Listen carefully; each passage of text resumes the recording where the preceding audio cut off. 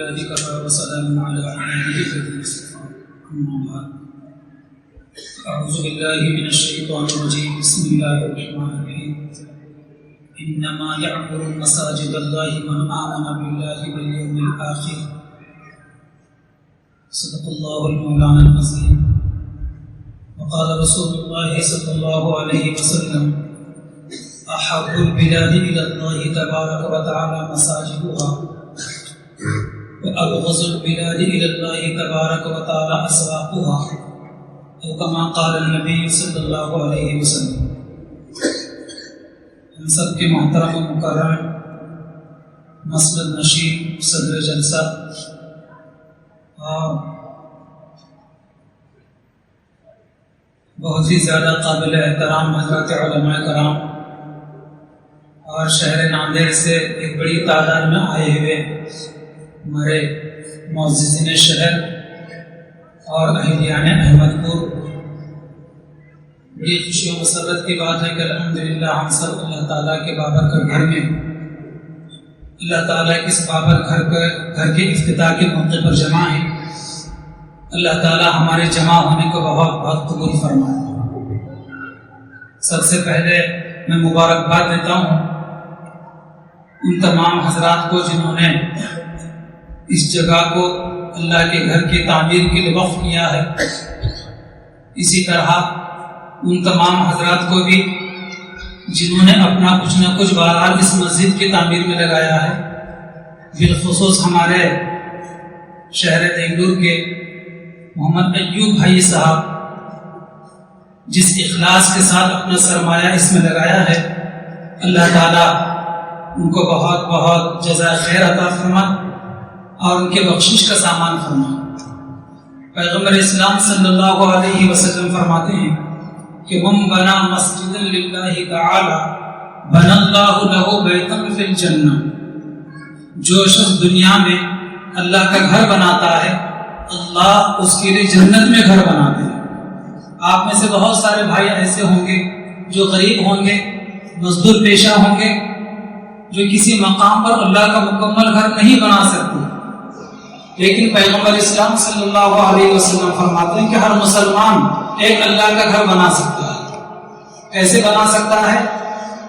اللہ کے نبی علیہ السلام فرماتے ہیں کہ ہر مسلمان کسی مسلمان کی حیثیت کسی مسجد میں 10 روپے دینے کی، اس کے الفاظ حضور صلی اللہ علیہ وسلم فرماتے ہیں کہ کوئی مسلمان ایک گھونسلے کے گھر کے بقدر مسجد میں کوئی چیز دے دے، اللہ پاک اس کے لیے بھی جنت میں گھر بناتا ہے۔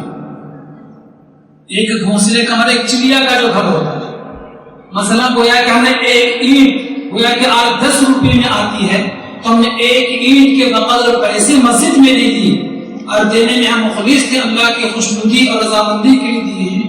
انشاءاللہ اللہ ہم میں سے ہر ایک کے لیے اتنے پیسے دینے والے کے جنت میں گھر بنائے۔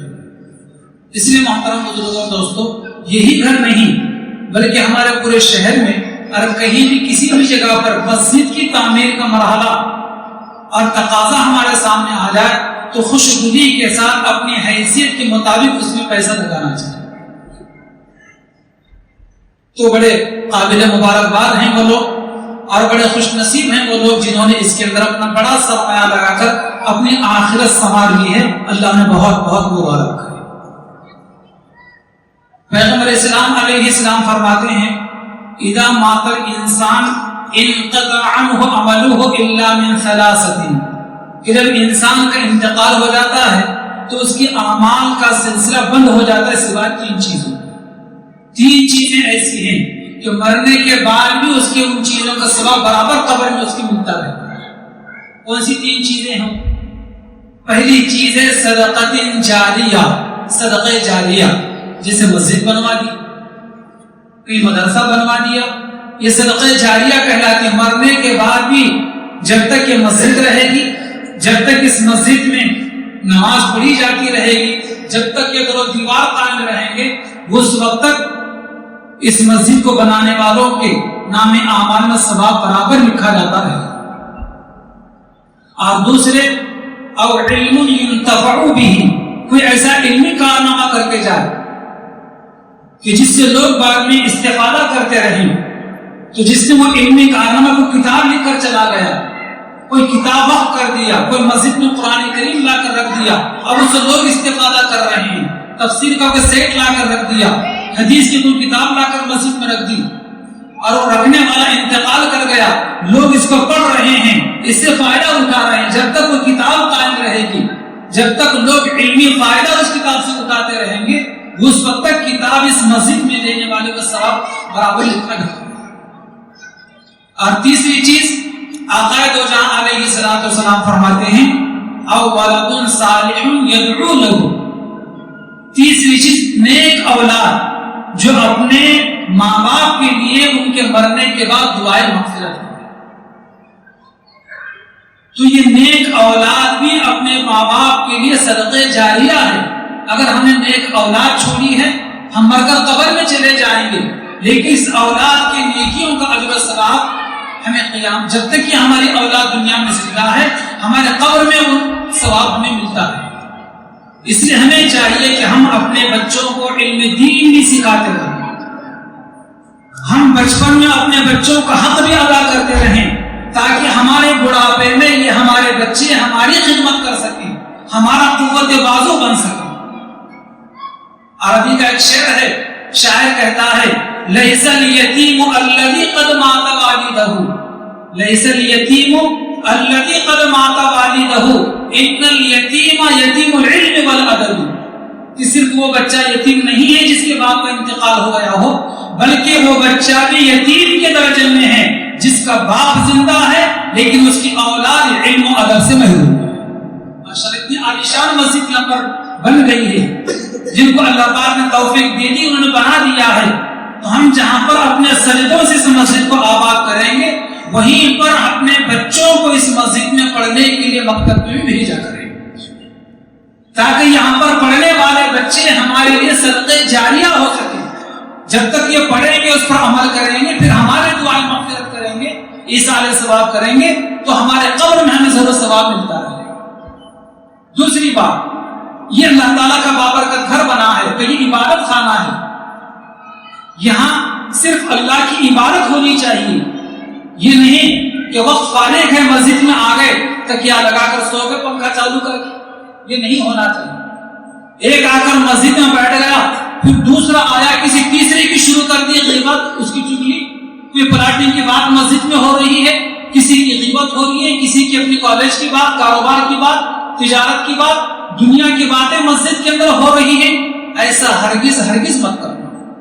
جو لوگ مسجد میں آ کر فضول باتیں کرتے ہیں، جو لوگ مسجد میں بیٹھ کر دنیا کی باتیں کرتے ہیں، پیغمبر اسلام صلی اللہ علیہ وسلم فرماتے ہیں کہ فرشتے ان کے قریب آتے ہیں اور بڑی محبت کے ساتھ اور بڑی شفقت کے ساتھ ان لوگوں سے کہتے ہیں اسکت یا ولی اللہ، اے اللہ کے ولی، یہ جگہ دنیا کی باتیں کرنے کی نہیں ہے، یہ مقام ادھر ادھر کی باتیں کرنے کا مقام نہیں ہے، بلکہ اللہ کا بابرکت گھر ہے. خاموش ہو جا، اے اللہ کے ولی خاموش ہو جا، یہ وہ گھر نہیں ہے، وہ جگہ نہیں ہے دنیا کی باتیں کرنے.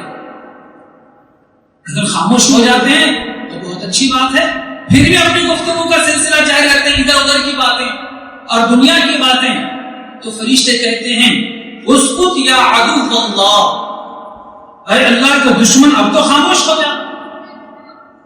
اگر خاموش ہوتا ہے دنیا کی گفتگو کرنے والا مسجد میں بیٹھ کر تو کوئی مسئلہ نہیں، لیکن اگر خاموش نہیں ہوتا، اپنے گفتگو کا سلسلہ جاری رکھتا ہے، تو نبی کریم صلی اللہ علیہ وسلم فرماتے ہیں، فرشتے کہتے ہیں اسکت لعنت اللہ علیہ، اب تو خاموش ہونا، خدا کی نسبت لعنت. مسجد میں بیٹھ کر اللہ کی لعنت ہمارے اوپر برستی. اس لیے بھائی جب بھی ہم مسجد میں آئیں تو اعتکاف کی نیت کریں. جب تک آپ مسجد میں بیٹھے رہیں گے آپ کو اعتکاف کا ثواب ملے گا، اور اگر اعتکاف کی آپ نے نیت نہیں کی ہے تو مسجد میں آئیں، وضو کریں، نماز پڑھیں، نماز ہونے کے بعد پھر لیٹنا یا ادھر ادھر کی باتیں کرنا آپ کے لیے جائز نہیں. سیدھا نماز ہونے کے بعد مسجد کے باہر چلے جانا چاہیے. لیکن مسجد اللہ کا گھر ہے، یہاں بیٹھ کر دنیا داری کی ادھر ادھر کی باتیں ہرگز نہیں ہونا چاہیے، ورنہ مسجد میں رہ کر بھی اللہ کی لعنت. یہ دو باتیں.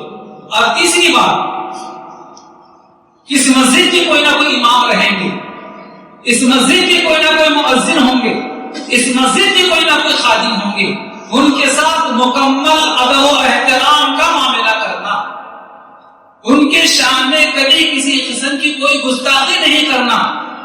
اگر ہم گستاخی کریں گے، ان کے ساتھ بدتمیزی کا معاملہ کریں گے، انہیں جھڑجھڑ کریں گے، ان کو اپنا نوکر اگر سمجھیں گے، وہ تو جنت کے حقدار ہیں، وہ تو بلا حساب کتاب جنت میں داخل ہوں گے. لیکن ہم نے ان لوگوں کو جھڑکا، ان لوگوں کے ساتھ میں ہم نے بدتمیزی کی جو کہ بلا حساب کتاب جنت میں داخل ہوں. میں یہ فرمان نبوی سنا کر اپنی بات کو ختم کرتا ہوں. نبی کریم صلی اللہ علیہ وسلم فرماتے ہیں کہ 3 قسم کے لوگ ایسے ہیں جو قیامت کے دن بلا حساب کتاب کے جنت میں داخل ہوں گے. یہاں تک کہ لوگ نفسا نفسی کے عالم میں ہوں گے، ابھی حساب و کتاب ہی میں پھنسے ہوئے ہوں گے، یہ مشک ٹیلوں پر سیر و تفریح کریں گے. کون 3 لوگ ہوں گے؟ نبی کریم علیہ السلام فرماتے ہیں ایک وہ شخص جو اللہ کے لیے اللہ کا بابرکت کلام قرآن پڑھے اور کسی مسجد میں اس طریقے سے امامت کرے کہ مصلی اسے راضی ہو، ایسا آدمی قیامت کے دن بلا حساب و کتاب کے جنت میں داخل ہوگا. ایسے آدمی کی ہم غیبت کریں، ایسے آدمی کے ساتھ اس سے کوئی معمولی بات ہو جائے تو بدتمیزی کا معاملہ کریں، ہرگز کسی مسلمان کو اجازت نہیں ہے. اور دوسرا وہ شخص جو بلا حساب و کتاب کے جنت میں داخل ہوگا، نبی کریم صلی اللہ علیہ وسلم فرماتے ہیں کہ صرف اللہ کے لیے اللہ کے بندوں کو نماز کے لیے بلانا. کون ہے؟ مسجد کا مؤذن صرف اللہ کے لیے اللہ کے بندوں کو نماز کے لیے بلاتا ہے. وہ تو سب سے پہلے اعتماد کا مستحق ہے، اس حدیث کا مصداق ہے. لیکن ہم بھی عام مسلمان، ہمارے بزرگ حضرات اور اس مسجد کے 5 وقتہ مصلی جو بننے والے ہیں، انہیں بھی چاہیے کہ جس گلی سے آتے ہیں، جس راستے سے آتے ہیں، آتے آتے نماز کی دعوت دیتے ہوئے آنا چاہیے. اپنے بھائیوں کو بھائی اذان ہونی چاہیے، نماز کو چاہیے، نماز کی دعوت دیتے ہوئے آنا چاہیے. اور نماز کی دعوت دینے میں مخلص ہونا چاہیے تو یہ خوشخبری ہے. لیکن اگر ریاکاری ہے، دکھلاوا ہے، نام و نمود ہے، تو وہ اس حدیث کا مصداق نہیں ہے، وہ اپنے خیر ہونا ہے. تو پہلا وہ امام ہمارے مسجد کا جو خالص اللہ کے لیے بابرکت کلام پڑھتا ہے، تلاوت کرتا ہے اور مسجد کی امامت کرتا ہے، وہ جنت میں بلا حساب کتاب داخل ہوگا. اور دوسرا وہ جو اللہ کے بندوں کو اللہ کی خوشنودی کی خاطر نماز کو بلاتا ہے. اور تیسرا وہ شخص جو اپنے خالق و مالک کے ساتھ بھی اچھا تعلق رکھتا ہے اور اپنے ماتحتوں کے ساتھ بھی اچھا تعلق رکھتا ہے. خالق و مالک کے ساتھ اچھا تعلق عبادات کے ذریعے، بندگی کے ذریعے، ذکر و اذکار کے ذریعے، تلاوت کلام پاک کے ذریعے، ماہ رمضان کی آمد ہے، تراویح کا اہتمام کے ذریعے. اس طریقے سے ہم اپنے خالق و مالک کے ساتھ اچھا تعلق رکھ سکتے ہیں. اور دوسرے اپنے ماتحتوں کے ساتھ اچھا تعلق. اپنے ماتحتوں میں اپنی بیوی ہیں، اپنے بچے ہیں، اپنے ملازمین ہیں، اپنے نوکر ہیں اور اپنے پاس کام کرنے والے ہیں، اپنے اگر کوئی استاد ہے تو اپنے شاگرد ہیں، کوئی کلاس ٹیچر ہے تو اس کے پاس پڑھنے والے طلباء ہیں، اسٹوڈنٹس ہیں. ان تمام کے ساتھ میں اچھا برتاؤ کرنا، ان کی حق تلفی نہیں کرنا، تو ایسا آدمی بھی قیامت کے دن بغیر حساب کتاب کے جنت میں داخل. پھر ایک مرتبہ میں ان تمام بھائیوں کو پھر ایک مرتبہ مبارکباد دیتے ہوئے رخصت ہوتا ہوں جنہوں نے اتنی قیمتی جگہ اللہ کے بابرکت گھر کے لیے وقف کی ہے. اور اسی طرح وہ بھائی بھی ہمارے جنہوں نے اپنا حلال پیسہ اس مسجد میں لگا کر اتنا عالیشان مکان بنایا ہے. اللہ تعالیٰ سے میری دعا ہے کہ اللہ تعالیٰ سبھی حضرات کے لیے جنت میں اپنے شان کے مطابق ان کے لیے گھر بنائے. اور ہم تمام اس احمد پور کی اس کالونی کے اہلیان کو اللہ تعالیٰ اس مسجد میں 5 وقتہ اہتمام کے ساتھ نماز پڑھنے کی توفیق عطا فرمائے. اس لیے کہ ہم گھر میں نماز پڑھتے تو صرف نماز کا ثواب ملتا ہے، وہی نماز اگر ہم مسجد میں آ کر پڑھتے تو 25 نمازوں کا ثواب ملتا ہے. شہر کی بڑی مسجد میں جا کر نماز پڑھتے ہیں تو 500 نمازوں کا ثواب ملتا ہے. وہی نماز اگر مسجد اقصی یا مسجد نبوی میں اگر پڑھتے ہیں تو 50,000 نمازوں کا ثواب ملتا ہے. اور وہی نماز اگر مسجد حرام میں پڑھتے ہیں، خانہ کعبہ میں پڑھتے ہیں، تو اللہ تعالیٰ ایک نماز کے پڑھنے پر 1,00,000 نمازوں کا ثواب عطا فرماتے ہیں. اللہ تعالیٰ ہمیں عمل کی توفیق عطا فرمائے. آمین. وآخر دعوانا ان الحمد للہ.